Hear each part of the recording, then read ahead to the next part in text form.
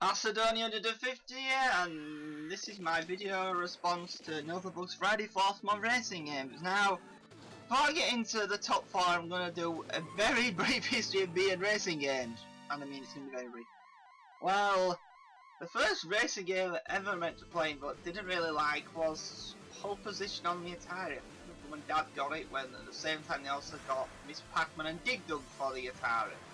The Atari 2600 guys. Yeah, Pole Position didn't get much gameplay when compared to those two games. Dig Dug's one of my favourite games of all time, so yeah, I never really thought much of that game.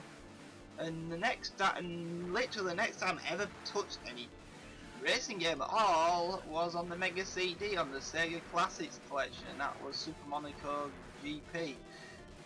What is that, Grand Prix? I don't know. You know, that one there that just had. That game really kind of bored me to tears. I was no good at that game at all either. I don't know, I only played it because they had next to no Mega CD games. Well, it came with the machine.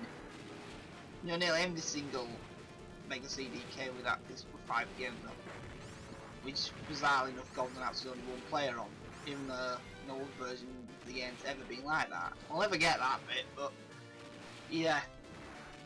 And the next time, yeah, we're going next time, also Mega CD related, is the first music CD we ever in the house was actually, we didn't have a CD player, was the Mega CD, so the first ever music CD I ever heard anything from was a CD given out free by Mean Machine Sega of Sega Saturn music.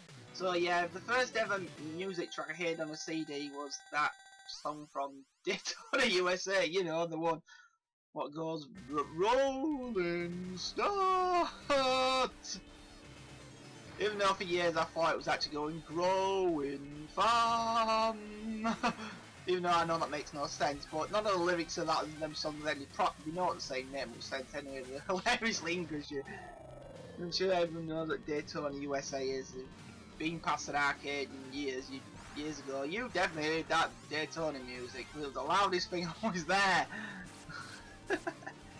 And the last, before we get into the real territory racing memory I have is, well, my brother, when my granddad won a PS2 game. It was a rugby game of all things, which my brother's not into, but my granddad probably didn't know he didn't have a PS2 at the time, so my brother ended up buying a PS2, but he ended up buying one from Toys R Us, so it ended up coming with a bunch of crap, you know, they always bundled junk that no one wanted.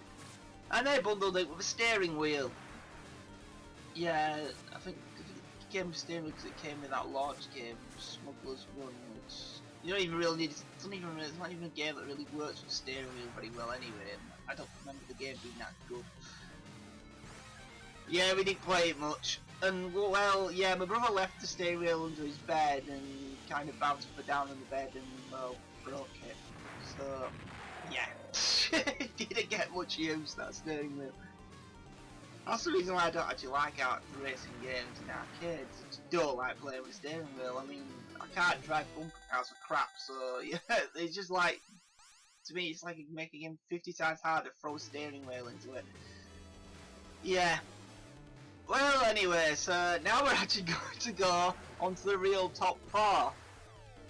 Right, so the first one, F-Zero GX. Now this is a game I didn't play that much, but I have more memories of my actual brother, the same brother who brought steering wheel playing, and him just getting completely mad over the ridiculous story mode in the game. I'm sure if anyone's played the game, they know what I mean.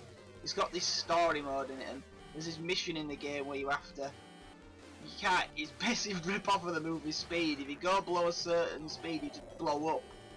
But the level's so evil, I mean, it gives you so much junk on the screen, you hit anything, you're dead straight away. Even on the lowest difficulty, this mission was stupidly difficult. I mean, oh yeah, and the multiple settings as well.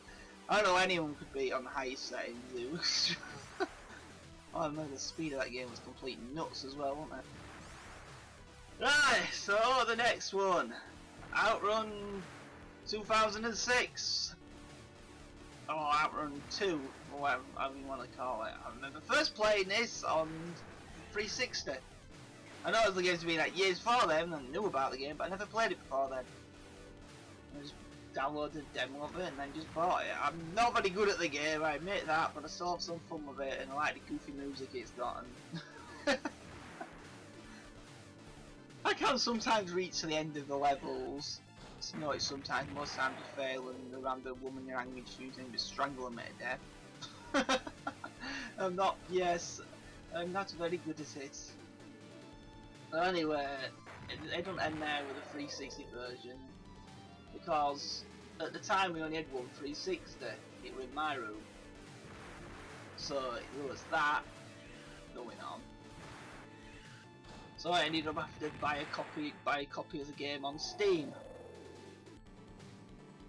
So it gave me, so it's basically so I could play something while my youngest brother was playing on the 360. We used to play stuff like Halo and stuff, because while we both had separate accounts and we had one machine at the time, so we had to share.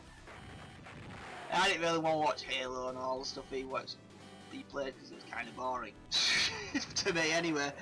So yeah, I got Outrun on the Steam for that when it was on sale. I think I bought it in that. I think that was 2009. That was the last time it was actually sold on sale on Steam. Then it got removed from the store, and then a few years later the 360 version got removed. So there's no way to play them versions anymore, which is pretty sad. It's all just because of the Ferrari cars in it. I don't know why Sega just did not just alter the signs and remove the Ferrari logos in the game like they did with other versions of the game, but they decided not to do that with that one, didn't they? Because they wanted to be awkward. But yeah, so number 2, Outrun. So mostly the last Outrun game made. Right, number 3, Mario Kart 7. Believe it or not, this was the first Mario Kart I ever played, and this only got this a few months back. But I remember getting it in Tesco of all places. I actually got it considerably cheaper than it brand new than it was meant to be, because they put the price that they were selling you Mario Kart DS for, though on the shelf and on the till it was popping up as Mario Kart 7. Yeah, it's 3DS, so I got it cheap. Fun game. I can actually vaguely do it, and unlike every other race game in the world, I think I actually played an online match and did become last place, which is very rare for me.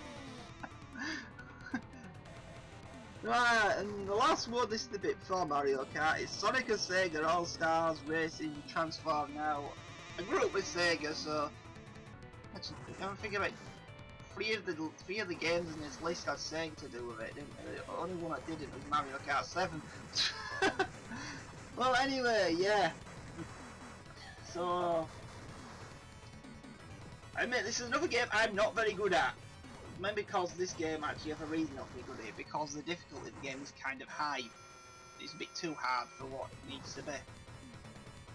I'm sure most people would say that it's not as insane as F-Zero or GX difficulty, but all I can say, I'm never going to unlock Sega VMU player. I'm not that good. And I always come last in every single race online if I tried, and even in single player I could barely come outside 4th or 3rd place on normal difficulty, because yeah. But the real memories of this game, oh yeah, and I love that the final level of the game is just basically full of all classic Sega characters. Now it's bass area music playing in it. That's awesome. Yeah, but the most realist memory of this, and I hope you're really not eating when you're listening to this, because it's not that pleasant a story as well. I had a stomach bug one day, and I thought it'd gone now. And I went into town, and unfortunately, when I got into town, yeah, the stomach bug started to go off. And so, yes, I had to constantly be like 5 minutes to stand still, just so my bowels would stop, would not leak, to say it nicely. And basically, all I can say, one thing, thank God for McDonald's toilets, because I'd have been a very smelly mess. If it wasn't for the fact I could have just legged it into one of their toilets and fixed it. Yeah. That was not the most pleasant of day. Yeah.